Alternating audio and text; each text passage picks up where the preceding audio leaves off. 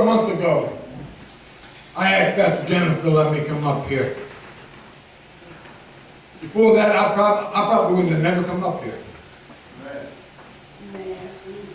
Since I decided to stay with Divine Destiny, Thank you, Jesus. it took me a while, but I did. Thank you, Lord. You know, my message today is titled Showboating. But now, I'm going to ask somebody a question. What does showboating mean? Knowing that you're good, just show off. In other words, you did something good, and you're trying to get attention for it. Amen. All right. Not being real. Yeah, but now I'm going to tell you the real. Showboating don't exist. The word showboating does not exist. What does exist, and it means similar to the same thing, is make-believe. In other words, we're making someone believe that we're something we're not. Like Prophet John there, he's trying to make people believe he's a thing.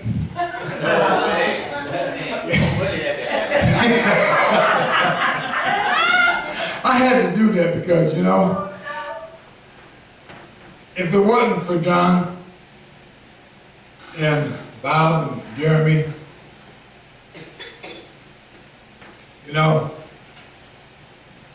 I always said that I was going to get some get back whenever I got a chance to get up here, Pastor Janice.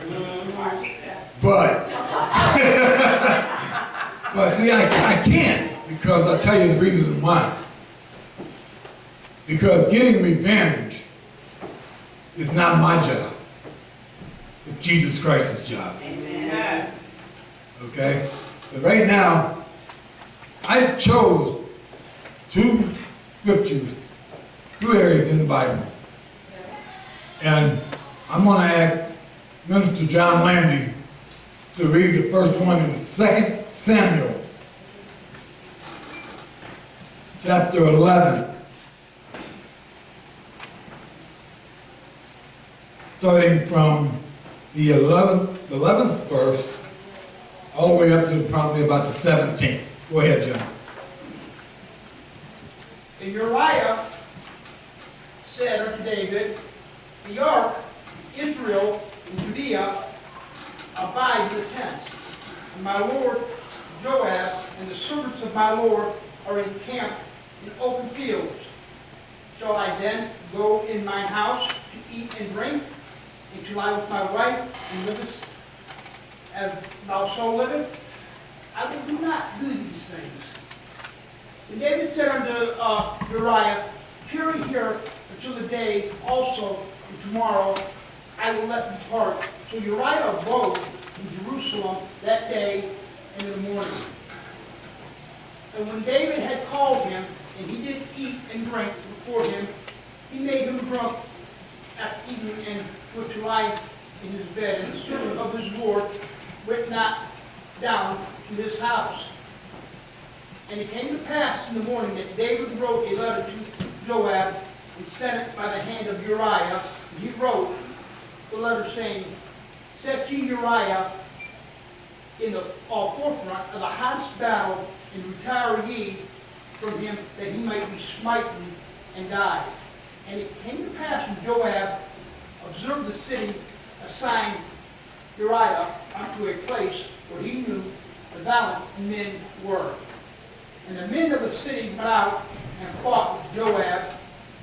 There fell some of the people and the servants of David, and Uriah the Hittite died also. Thank you. Now, I think we all know in the Bible, David was one of God's favorites when he became king. When David, he made everybody believe that he was a good king. He did everything God wanted him to do. Okay, but there was one thing David did not do that was not pleasing to God. When he awoken in his bed, it said he arose from his bed and went to the roof. By that time he awoken, and he looked over and he seen a woman that was very beautiful, but she was taken bathing into the pool or whatever she was at. Anyhow, that's where David made a turn for the worst. David started lusting after this woman because he wanted this woman, knowing that this woman belonged to another man. Amen. Okay? So David sent one of his servants out to inquire about this woman. He asked for this woman to be summoned to him. So he slept with this woman and bore the son. Now that was not pleasing to God. If David did something wrong, we call that adultery. Okay, but that was one thing David wasn't aware of. When he did this, God already had made plans that what was going to happen. When that woman bore the son of David, God was going to take that son because he did something wrong.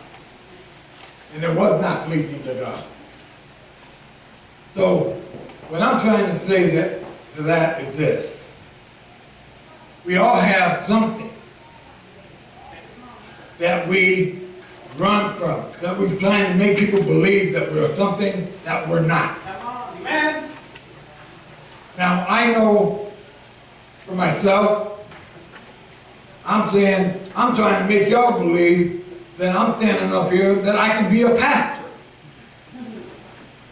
Okay? But in reality, I'm not a pastor.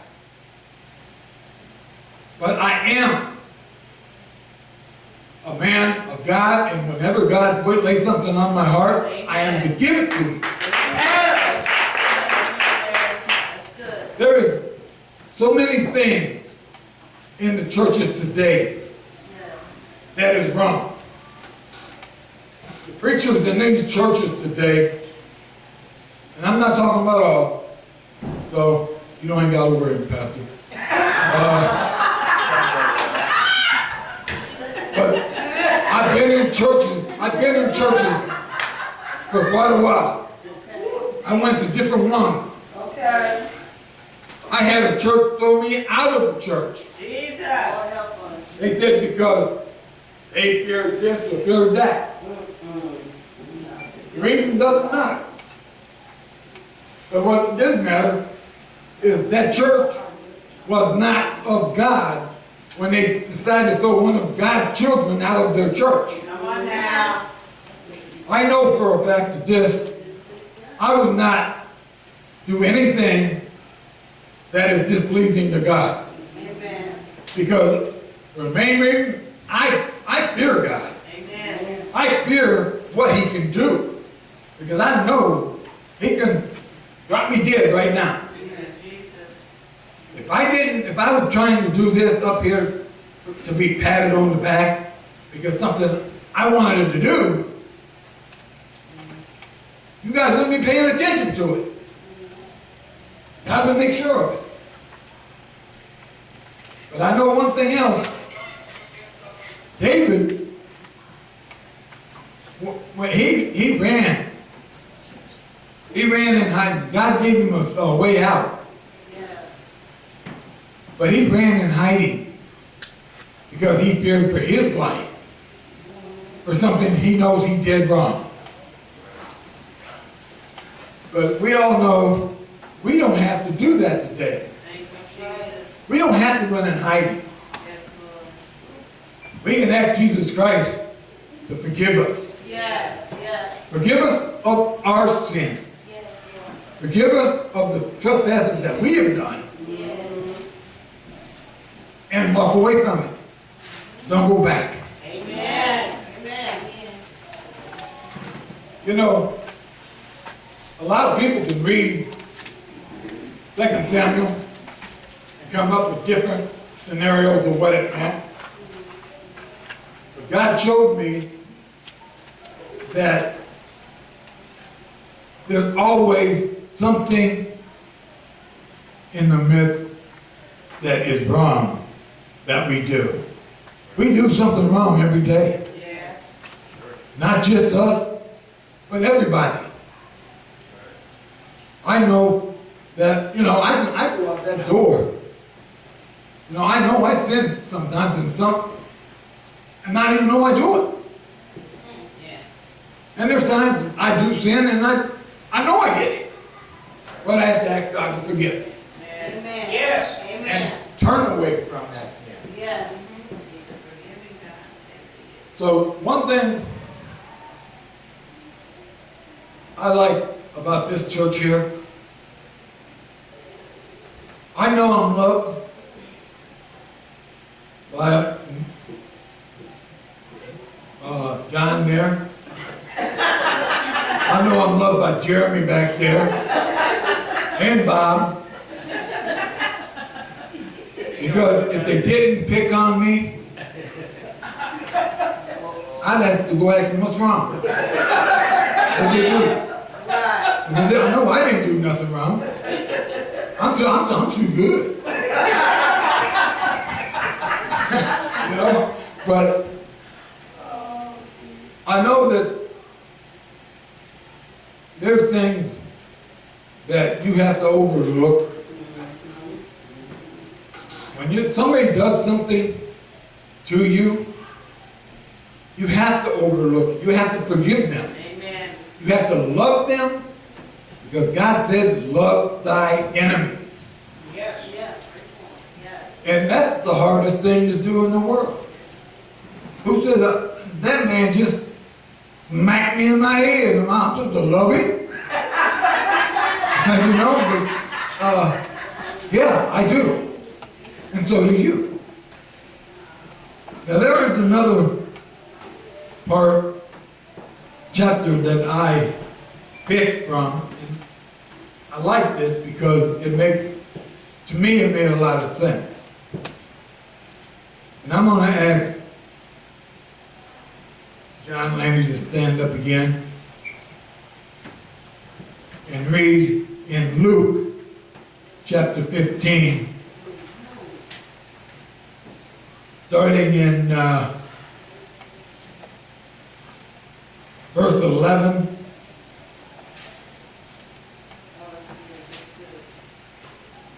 Go ahead.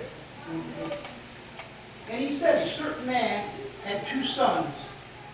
The younger of them said unto his father, give me a portion of the goods that thou fallest to me, and divide unto his living. And not many days after, the youngest son gathered all together and took his journey into a far country. There he wasted substance with riotous living. And when he had spent, there arose a mighty famine in the land, and he began to be in want. He went and joined himself into the citizens of that country, and he set unto his field to feed the swine. And he said, Can you hold up there for 1 second? Just hold your finger on that. Now this man had 2 sons. The youngest one, it was like most of the young kids out there in the world today. They're greedy. They want their money now. What would you think, or what would your family think if you went to your father and asked, I want my inheritance now? He's not dead yet. Don't you think that would be a slap in your father's face? Amen. That's like him telling his dad, I wish you were dead now so I could have my money. That's it. Agreed. Greed. But you know what? The thing is, that youngest boy of his, he wasn't thinking in that line. He didn't really say that he wished his father was dead. but he wanted to live the fast life. The life that was out there in the world. He wanted to go do whatever he can do. Talk about it. Right. And there's one thing, when he went and he laundered all of his money, everything that his father had given him,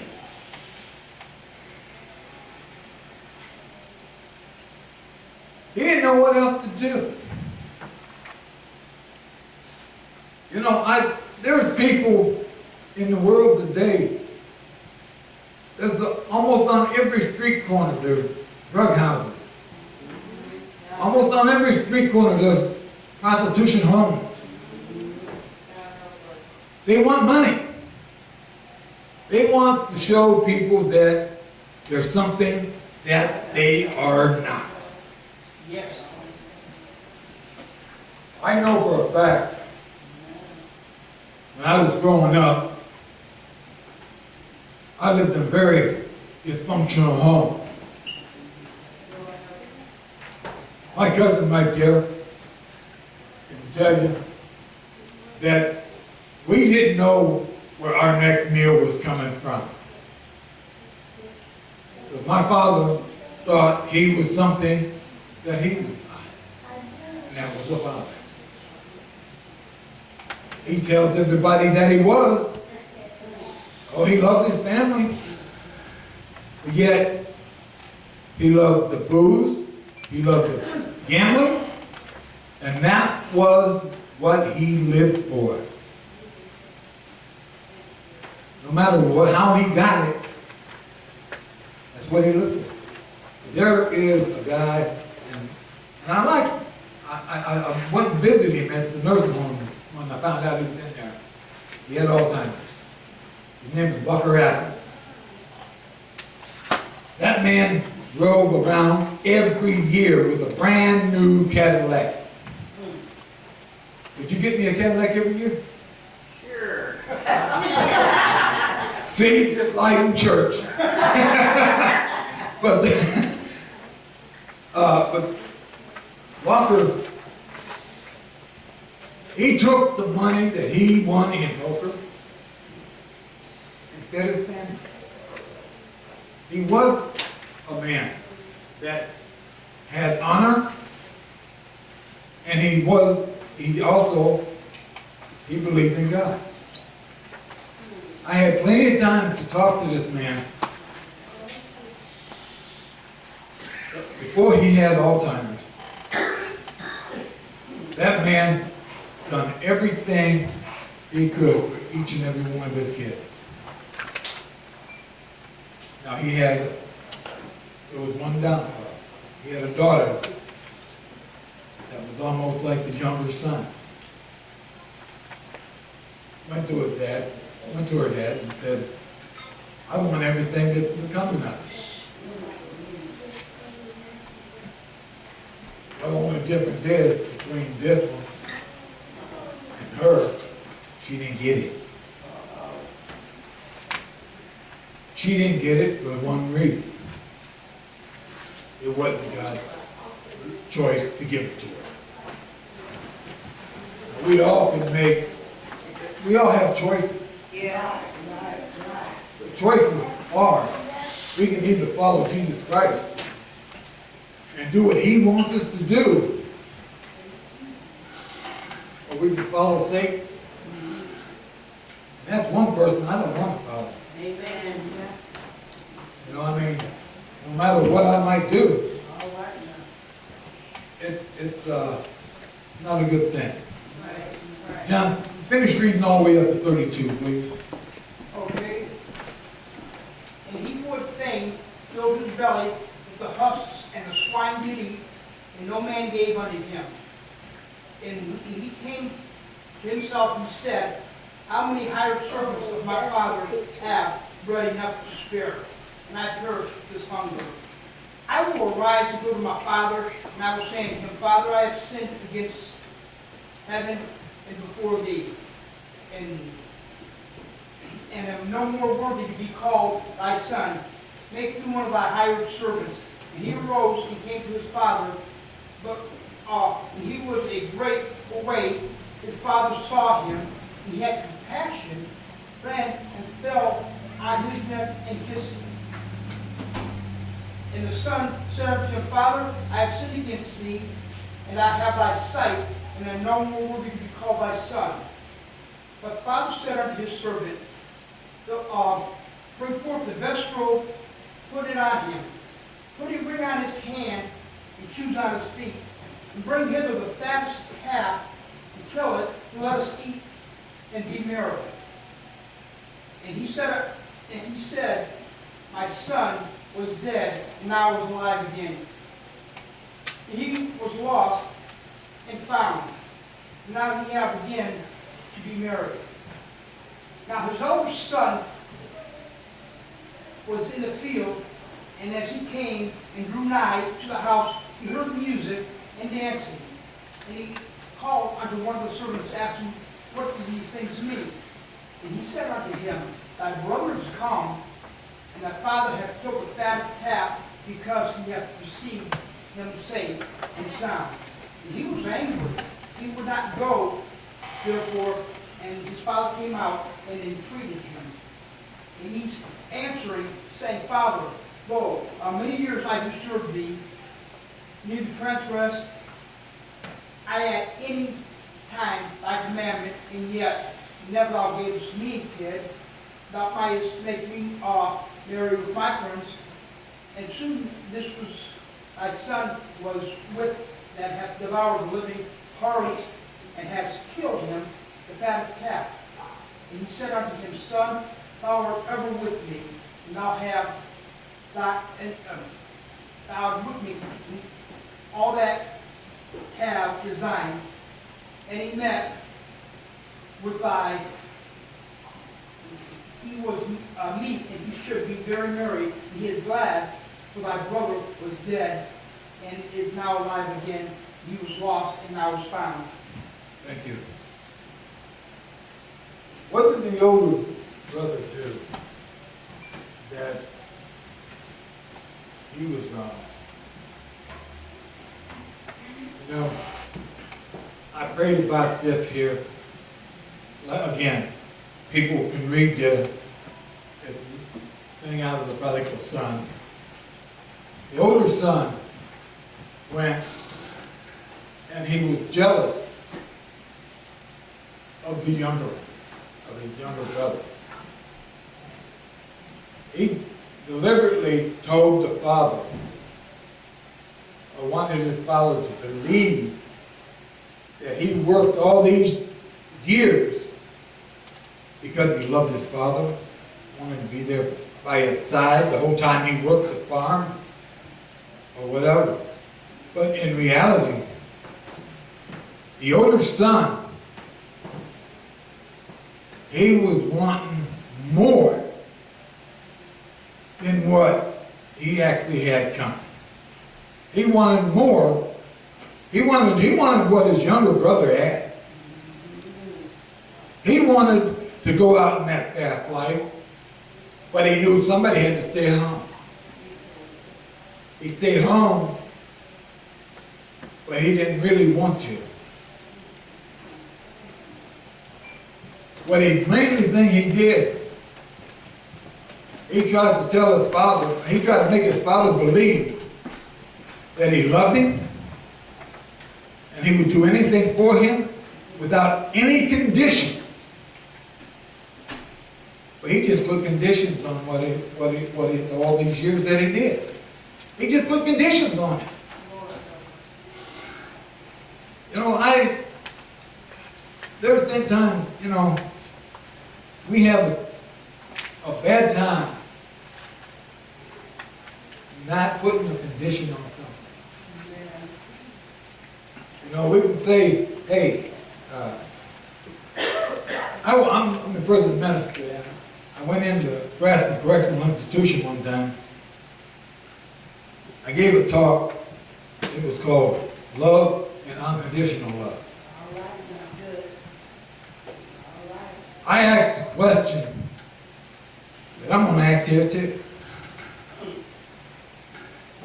How many of you loved your mother, father, brother, or anybody unconditionally? How many of you really love people unconditionally? You know, this is the only time we only had one person raise their hand. And I'm going to tell her, to her face, she just made a mistake.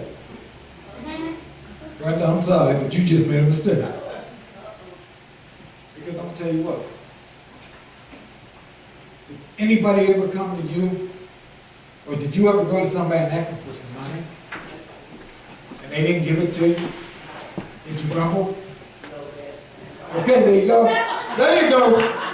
I'm telling you. She just made a condition. She put a condition on the unconditional love. There's not a human being that can stand here today and say they love anybody unconditionally.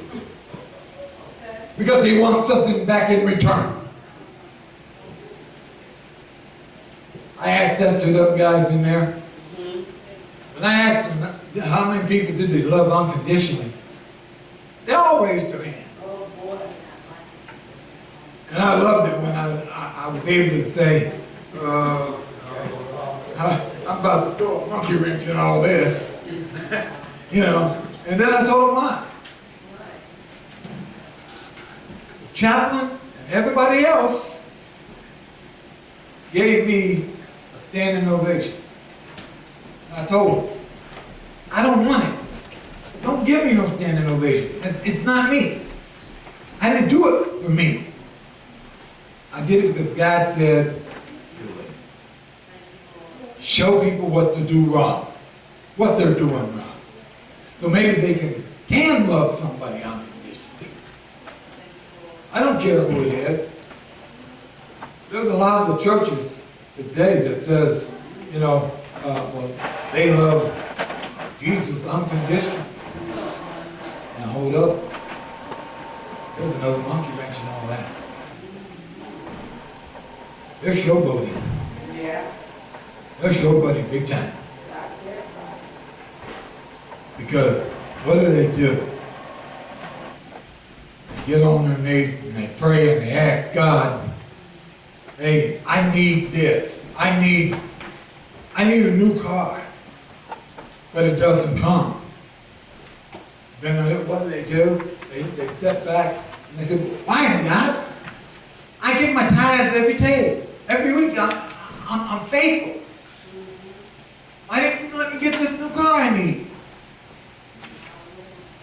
Because he didn't deserve it.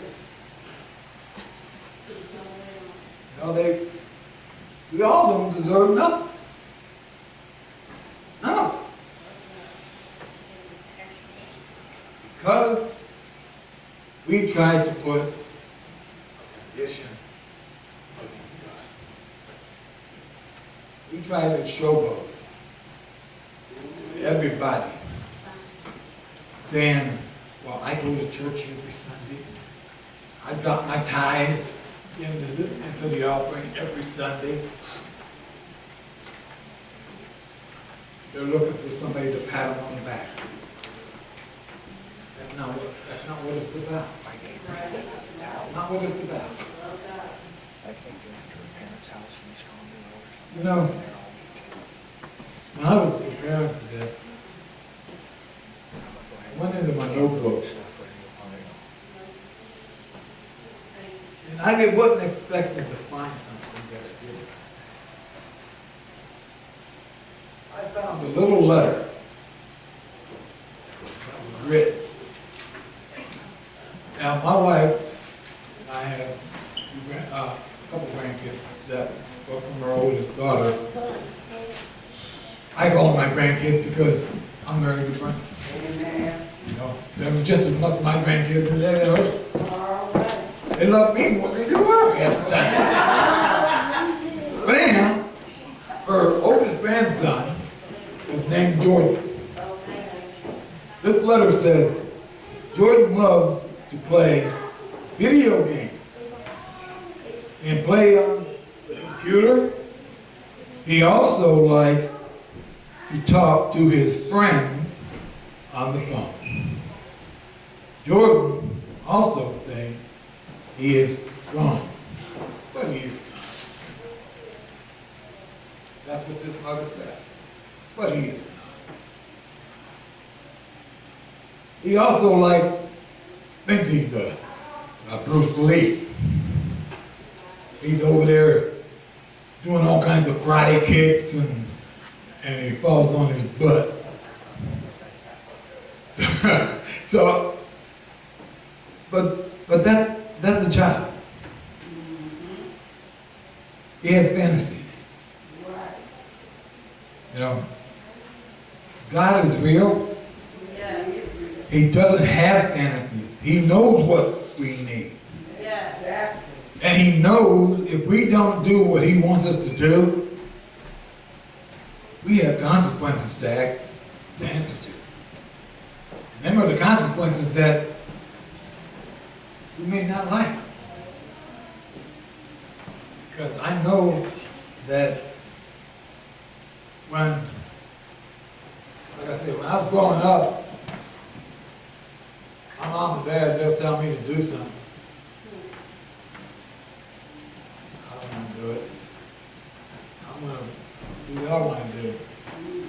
There was consequences in that. It was painful. But, you know, I want people here to know today that God had something in mind and in plan for you. He has something that is not showboating and not trying to make you believe something that he's not. He's the ultimate king. He's the Lord of Lords. I gave my life to Christ probably about 35 years ago. But yet, I still made mistakes. I made serious mistakes. But I know God forgives me.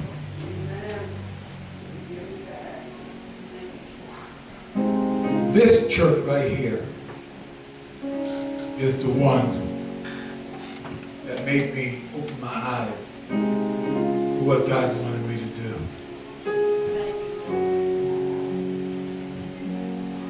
So there is one thing I'm going to ask. I want Pastor Janice to come down here. John to come down here. And Phoebe, put you down here. I want you to come down front.